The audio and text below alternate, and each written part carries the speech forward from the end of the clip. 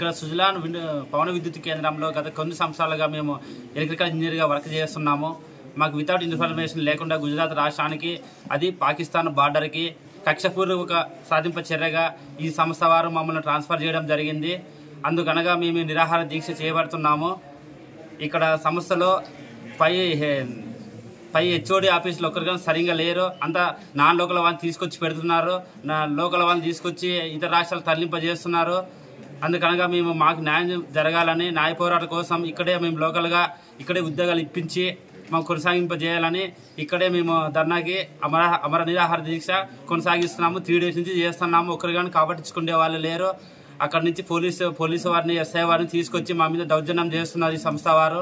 దీనికి న్యాయం పోరాటం జరగాలని మీ ద్వారా మాకు కృషి చేయాలని వినిపిస్తున్నాం. ఈరోజు సుజలాన్ పవర్ విద్యుత్ కేంద్రం నందు ఇక్కడ పనిచేస్తున్నటువంటి ఇంజనీర్లు, ఇతర సిబ్బంది దాదాపుగా 30 మందిని ఉన్నపలంగా గుజరాత్ రాష్ట్రానికి ట్రాన్స్ఫర్ చేయడం అనేది ఈ యొక్క సుజలాన్ కంపెనీ యొక్క యాజమాన్యాన్ని నిర్లక్ష్య వైఖరిని, వాళ్ళ యొక్క ధోరణికి అద్దం పడుతూ ఉంది.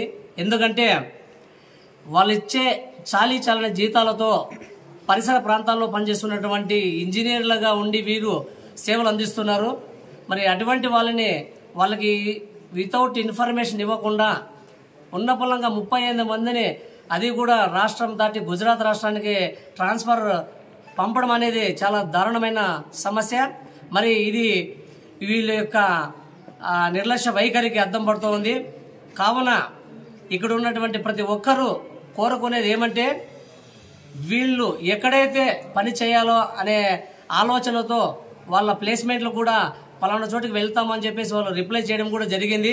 మరి దానిని యాజమాన్యం గుర్తించి వాళ్ళ కోరిన చోట ప్లేసులను అలాట్మెంట్ చేయడము, లేదంటే ఈ విధంగా ఈ సమస్యని అలాగే కొనసాగిస్తే ఈ సమస్యను తీవ్రతరం చేస్తామని చెప్పేసి దళిత ఇండస్ట్రియల్ అసోసియేషన్ మరియు దళిత గిరిజన హక్కుల సాధన సమితి వ్యవస్థాపక అధ్యక్షుడిగా నేను వీళ్ళందరికీ ఈరోజు మద్దతు ఇస్తూ వీళ్ళ యొక్క ధర్నాకు సంఘీభావం తెలపడానికి రావడం జరిగింది.